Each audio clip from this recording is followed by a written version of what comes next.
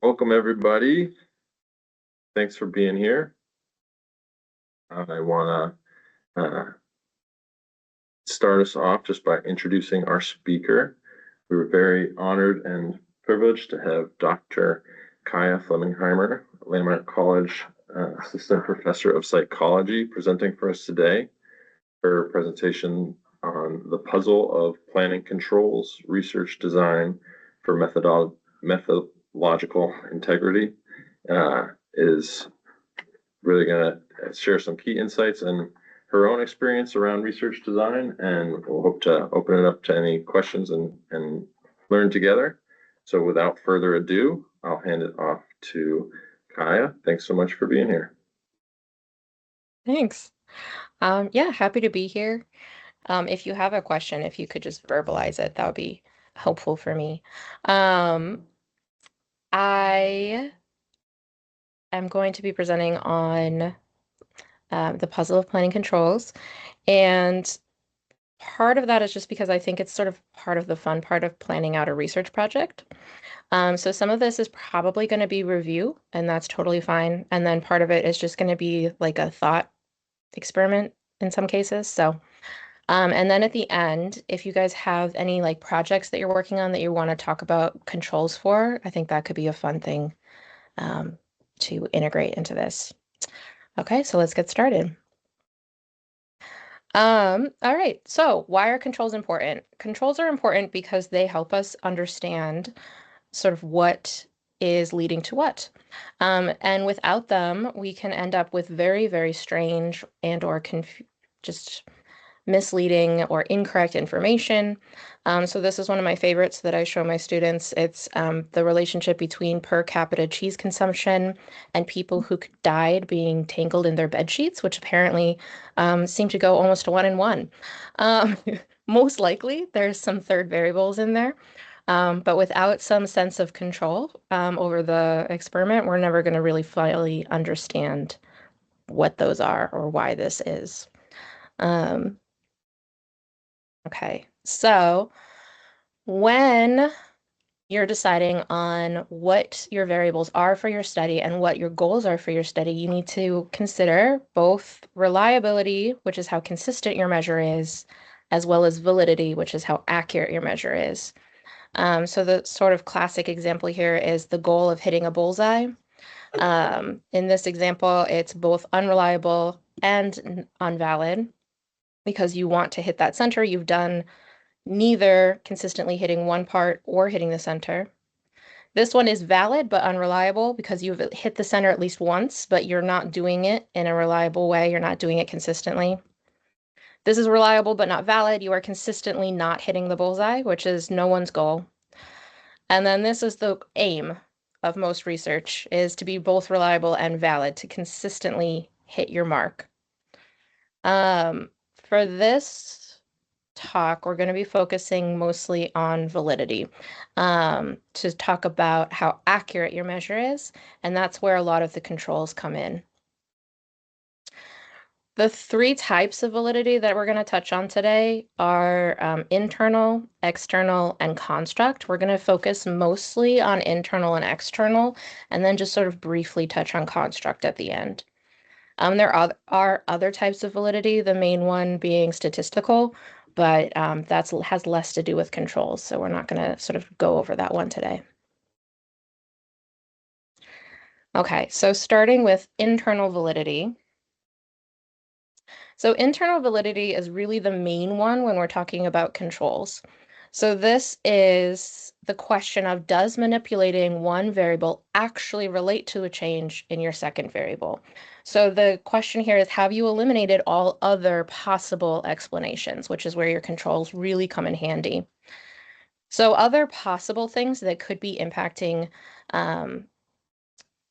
your findings fall under the category essentially of extraneous variables, particularly confounding variables. So confounding variables are any variable that systematically changes along with your variable of interest, meaning that it can muddy up your findings. We want to turn those into control variables. So we want to take those and essentially either get rid of them or make sure that they are not varying systematically, which we'll touch on briefly. And then we have to always consider constraints as well. Constraints are variables that we essentially have no control over, but can impact our findings. So these are things like if we're recruiting at Landmark, who's our population and who do we actually have access to? Um, if we are recruiting based on a study that has a limited budget, what is the constraints within that? So these things we can't necessarily change, but we should always keep in mind when we're designing our studies. Okay. So another classic example of internal validity and the importance of it is the ice cream sales versus murder rates. I'm going to guess that most people have seen this, but I'm going to go over it anyway. There is a high relationship between the increase in ice cream sales and the increase in murder. And the question then is, does ice cream actually lead to murder? And the answer is probably not.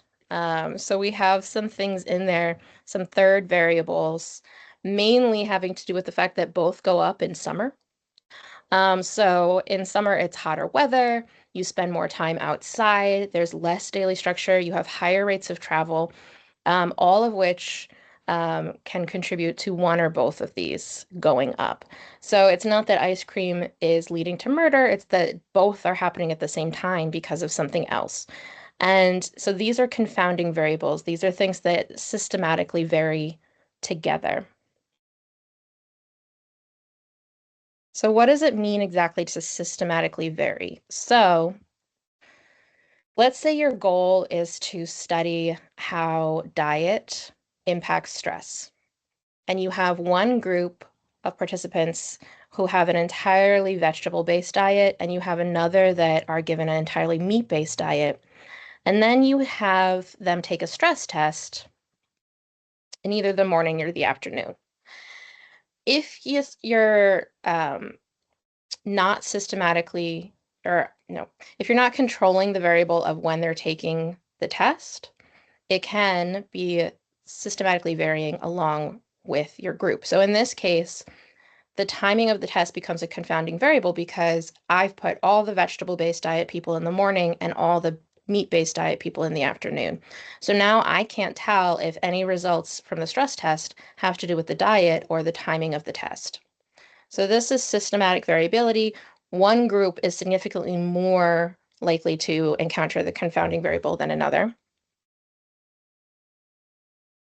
And one way to control this is to essentially make it unsystematically variable, which is hard to say, which is taking it so that both groups have an equal chance of encountering this potentially confounding variable. And by doing this, we take that confounding variable and we make it a control variable. So now we're controlling the time of day that the test is being done. Okay. Any questions so far? So, like I've been saying, the goal is to take anything that's confounding and make it a control. This is how you get good internal validity.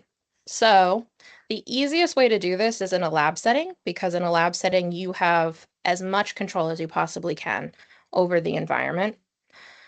A few things that you can put in place, randomization. This is randomly assigning participants to your study groups, so placebo versus drug groups. This controls not only for the participants' self-selection bias, but also for the experimenter bias. No matter how much we try, we're always going to have some sense of bias over who we want to put in one group or over another, because we always want to find deep down the findings that we think we should find. So trying to control for that as much as possible by taking away any of that is really key.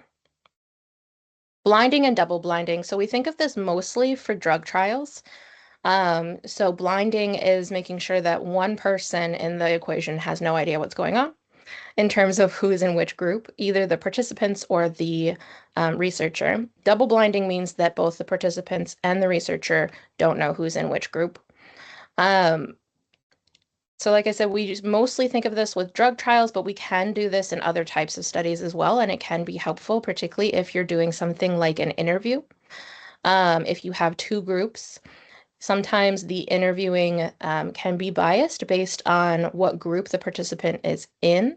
So if the researcher doesn't know which group the participant is in, that takes away that experimenter bias in terms of how they're asking the questions, how they're interacting with the participant. So this can be a useful tool outside of drug trials as well.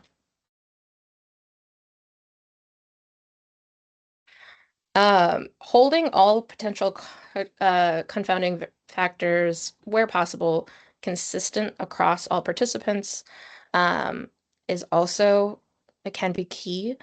So there's ones that we don't necessarily even think about. So for example, the researcher gender has been shown to impact the results both with animals and humans. So both across the board, folks tend to react differently to the researcher if they present as female or male. So if you are at all worried about that, or it could have an impact on your study, you may want to make sure that the researcher is the same person or the same gender across participants wherever possible. Same with race and ethnicity.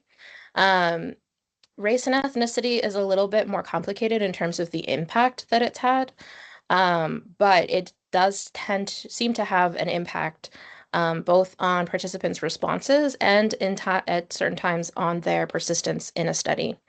So if you are, again, at all interested in race or ethnicity, or you think it could impact your study, it could be important to keep that as consistent as possible. And then finally, something like room decor can have a huge impact as well. Participants read the room when they come into a study. They're already oftentimes at a more heightened, possibly stress level or alert level. So holding things constant across participants whenever possible can be key to the findings. And if you can't keep it as consistent as possible, noting down if someone, for example, has researcher one or researcher two, and then controlling for that in your statistics can also be useful. Okay.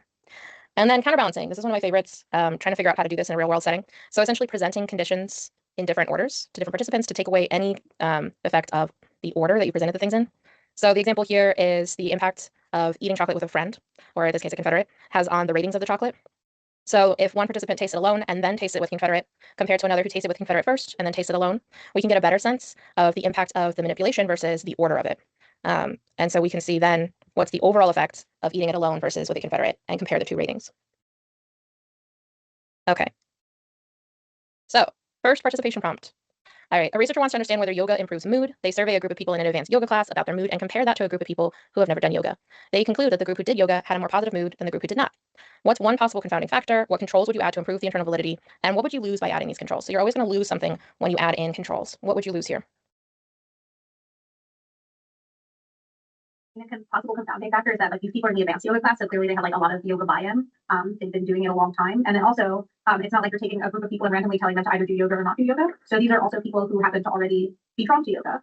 They have more free time to do that, and so maybe that's why they're more positive. I don't know. Yeah, absolutely. That's certainly one confounding factor is that these folks have chosen this path, right? So they already like yoga. They found that it works for them. They're in an advanced class, which means they've been doing it for a while. Anything else? To kind of complement that, I would say, yeah, just general like measuring attitudes towards yoga, but also just generally mood. Like, what is their mood at this stage in this intervention? We could fairly control work. Yeah, sure. You could be looking at what their baseline mood is for sure. Anything else? I was going to add that lots of things could impact mood, like you were saying earlier, the time of day, the survey, and the weather. I mean, Yeah, absolutely. Yeah, so there's all of these factors in there. Also, I think one of the first commenters started to touch on the fact that the folks who took the advanced yoga class probably had more time in their schedule or possibly a freer person than the folks who never did yoga, and that could also contribute to mood as well. So what controls would you add in? Maybe make the beginner yoga group talk to people who are showing up for a beginner yoga class at the exact same time as the advanced yoga class and sample both groups. Absolutely. You could look at folks who are just starting it versus those who have done it for a long time and see if their moods are slightly different. Absolutely. You would run into some of the same confounds in that case to a certain extent. You would be comparing those who knew that they liked yoga consistently over those who didn't or didn't know yet, but it would certainly be much better than comparing it to just a random group of people. Anything else? you could do a within subject control. So you could survey people about their attitudes, have them take a yoga class and survey them afterwards. Although that is an issue, yeah. Yeah, you could essentially have folks who didn't necessarily want to do yoga take a class and survey them afterwards. Yep. To control for that baseline mood, you could also do a baseline measure before the class as well and compare the differences. So then you would have a look at what their actual difference in mood was after yoga, which could be important. Would you add in a control group at all? And if so, what would it be? I mean, gender is always a popular one to control for. You know, like men and women might differ on their attitudes towards yoga. Sure, absolutely. You could compare men and women. Yeah. What about another activity that's maybe similar in terms of like physical activity, but isn't yoga? Or similar in terms of the mental aspects of yoga, but isn't as physical? Any ideas there? Like meditation. Sure. But Absolutely. So if your interest is in a particular aspect of yoga or understanding if yoga is better than other things that people could be doing for mood improvement, you might want to take into account a similar type of thing and see if it's the physical aspect of yoga, if it's the mental aspect of yoga, or if it's the combo that's really important there. For sure. What would you be losing if you're adding in these controls? Maybe number of subjects. Sure. You want to expand on that a little? Well, so if you're, for example, if you want to do the experiment where you make people do yoga who didn't necessarily want to do yoga, well, then you might have to set up a yoga class for them. That's a cost. You're going to have to recruit people who aren't just doing a survey, but are also doing the behavioral intervention, which is going to take more time. You'll probably have to pay them more. And so you'll probably not be able to recruit as many people because there aren't as many people willing to do that, and because you don't have the resources to incentivize as many people. Yeah, absolutely.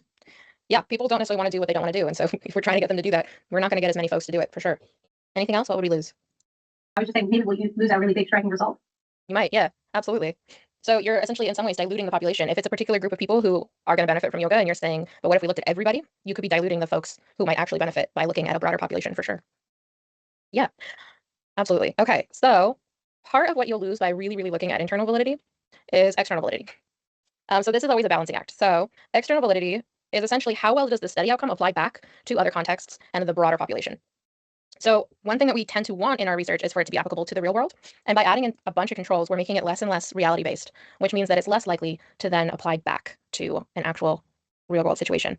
So one example here is emotion processing. So I don't know if anyone's used these phases before, but if you're doing an emotion processing task with EEG or ERP, you're most likely going to be having your participants look at faces like this one, where the angry face is very exaggerated, the happy face is very still, and the neutral face is just odd.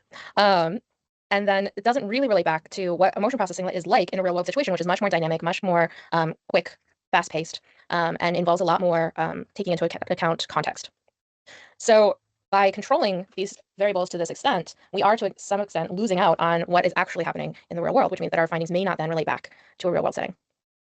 So one thing that we can do then to help with this, not necessarily with the face processing example, but in general, is random selection. So we want our participants in general to be a good representation of the population that we're interested in. And so we want to, whenever possible, be randomly sampling participants so that we have the best chance of getting a representative sample. Can anyone think of challenges with random sampling? You know, like for example, at Landmark, if you try to random sample, like how random is that sample really? Like, do you have access to a truly random sample of the population? And any sampling process like never be truly random. Yeah, so I have never been in a situation where I have successfully or felt like I've successfully randomly sampled, because it requires you to have, like you're saying, access to the whole population, then be able to just say, you come with me, you're going to stay, which is not really how it works. There's a lot of selection bias in place. The participant has to want to be part of your study. You have to have access to them. All of these things have to align in a way that means that most studies are not actually going to have random sampling, but there's still sort of a goal to do as random a sample as possible. Okay, so essentially what we're aiming for beyond random sampling when we're trying to get external validity is being as close to a real world situation as possible. So another participation prompt, a researcher wants to understand whether students learn better from in-person or online classes. They bring college students into a quiet lab space one at a time and have them either watch a short video lecture about neurons or listen to a short lecture from one of the researchers. They then test the students' knowledge of neurons using a short quiz. They conclude that college students learn better from video lectures. So if you were aiming to make this more externally valid, what controls would you remove? If the goal is to understand whether students learn better from in-person or online classes. Might not have them all be in that same quiet lab space. Yeah, sure. So a quiet lab space is not a very good representation of an actual classroom, right? Classrooms can be chaotic. There's multiple personalities vying for attention at any given moment. There's random sounds going on. There's people in the hallway. There's a lot of factors that are not in line with a very quiet, very controlled lab space. Absolutely. What else? I mean, to kind of complement that quiet lab space, rather than one at a time, maybe bring them in groups, 3, 4, 5 at a time, because that can kind of maybe a little bit better simulate what a classroom setting would look like, where you're surrounded by peers. Mm-hmm. Yeah, absolutely. Interacting with peers is a huge part of a classroom experience, particularly in person, right? So that's a huge part of, it can be helpful or it could be detrimental depending on the student. Yeah. So what would you lose by removing those controls? And I think you lose the unexpected, well, if you're in like a classroom in a live, more realistic class in person, you're going to have to just be very open to all kinds of unexpected things happening with other humans engaging with other humans. Yeah, absolutely. So you would bring in a lot of chaos, right? Which could, in theory, impact your data in ways that you're not expecting or in ways that you were kind of hoping it wouldn't, right? So if you're bringing multiple people into the lab space at a time, part of your results are going to be based on their interactions, which could just be down to which participants ended up in the group together at any given moment, right? So then your results could be hugely impacted by one particular participant. Now, that can be more externally valid because real life situations chaotic, but you'll have less of a sense of what you did changed the findings. Okay, so essentially when we're thinking about controls, we're thinking about this balancing act, right? We're thinking about what are we trying to do? Are we trying to get a better sense of whether one thing controls the change in another, or are we trying to get a sense of what's happening in a real life situation, or are we trying to get somewhere in between? And can we get both at the same time? And in general, you tend to want to do one and then the other, rather than aiming for both at the same time whenever possible, just because it's essentially really, really tricky to do both at once. One thing that helps both internal and external validity is replicating studies. Most people end up not replicating studies, largely because it's hard to publish replications. But if you can show that your results are consistent across groups, across time, across different settings, all of these things can really show much better both internal and external validity of your results. Okay, so in general, we tend to aim for external validity when we're coming up with our theories or our hypothesis. You observe the real world setting as much as possible to get a sense of what's happening and what you want to study. And then you want to create a version that's as internally valid as possible, oftentimes, just to get a sense of, is this actually the thing that's causing the change that I'm interested in or not? And then hopefully you can have a chance to loosen up those controls to get a sense of, if I add in a bit more chaos, does this hold consistent? This isn't always the path of research, but it's a nice path if you can get it. Okay. And then the last one we're going to touch on just briefly is construct validity. So essentially construct validity, it starts with the idea that you want to make your variables of interest measurable. This is called operationalizing. You've probably heard this before, but you want to make your variables measurable. And sometimes that's easier than others. So some things are much easier to measure. We already have a system of measuring them. So for example, age, we can measure in years. That's a system we've all agreed on. And then if we wanted to, we could group them into different age groups. So for example, infant, early childhood, or middle childhood. And these are fairly consistent across studies because we've all agreed to a certain extent that age can be measured in years. A harder example is something like stress. So figuring out what is stress, how are you going to measure it, what aspect of stress, whether you're going to take into account the person's experience or whether you're going to aim for something that is less subjective. So an example here is a score on a stress scale, and then you can then group them based on that. However, can anyone think of a problem with that? Yeah. So it's a self-report measure, right? Which means that some folks, for example, who are highly stressed all the time might have a different sense of their own personal stress compared to someone else. There's cultural biases that can come into play. There's gender biases that can come into play. There's a lot of things that can come into play that could bias your results here. So when we're talking about construct validity, what we're talking about is your measure actually measuring what you're interested in?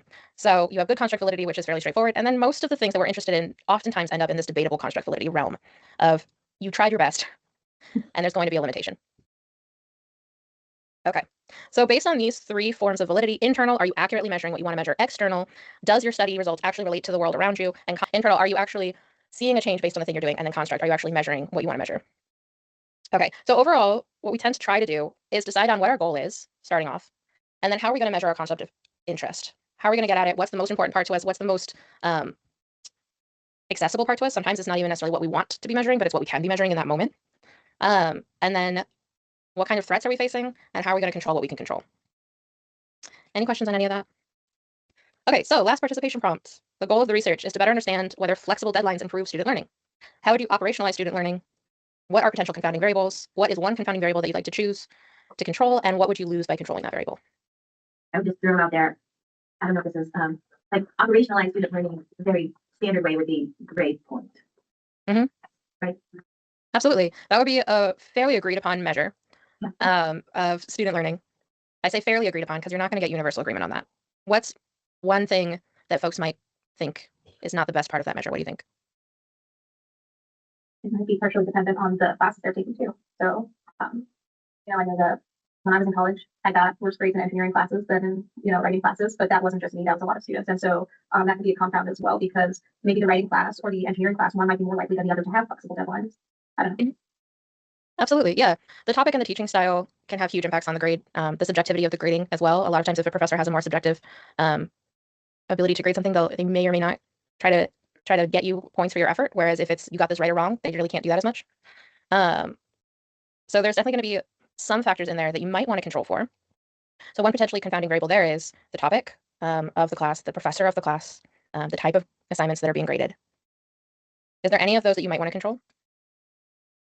I feel like the professor is the most important to control for. Yeah, I could see that. And then what would you lose by controlling that variable?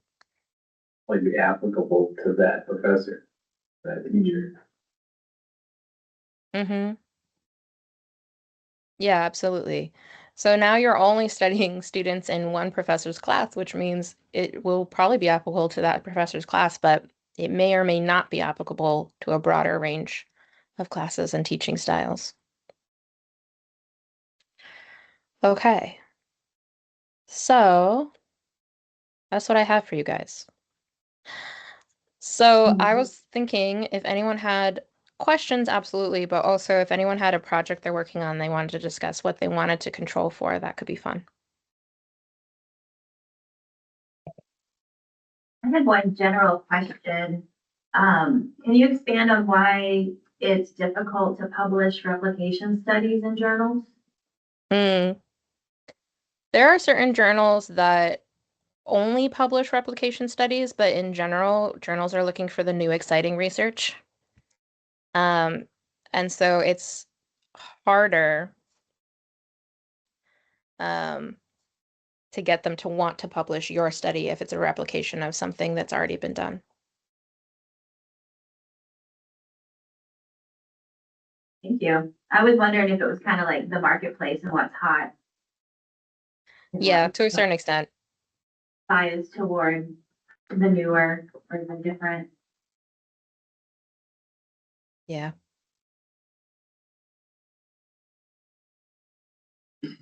Question about the researchers, the bias around researchers.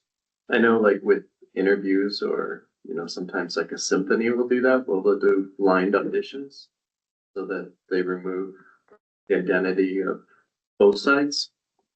And I'm just curious if you're aware if that's ever been done in research as well. Blind auditions. That's interesting. So the researcher and the subject would never actually physically know one another, right? Partition of some sort between them, whether technology or literal partition, I guess. I've known of variations on that. So sometimes if you have a team of research assistants, the person in the end who's analyzing the data may never have met the participants because the research assistants are the ones who ran the participants. Usually you'll need someone in the room with them, depending on the study. If it's a survey study, you can usually do that. Not usually, but you can do that online, in which case you don't necessarily need anyone to meet anybody else. But if you're doing anything in a lab-based study, you're going to need someone there. But it doesn't necessarily have to be the person who then analyzes the data. So you can take some of that out. Did that answer your question? It still seems like there might be bias even with the research assistants though, right? If you have the same, like the subject might have different reactions based on the gender or race of the research assistant. Yeah, absolutely. That can be a factor. So you still might want to keep the research assistants as consistent in terms of those factors as possible if you're at all interested in that. So in one of my studies, we only had male research assistants because we were particularly interested in stereotype threat for women. And we wanted to really hype that up. But there were other versions of the study where they had deep control over that, and they had either women research assistants or male research assistants run the study, and they did find that that had an impact. So absolutely it can. And if you're worried about it, I would control for it.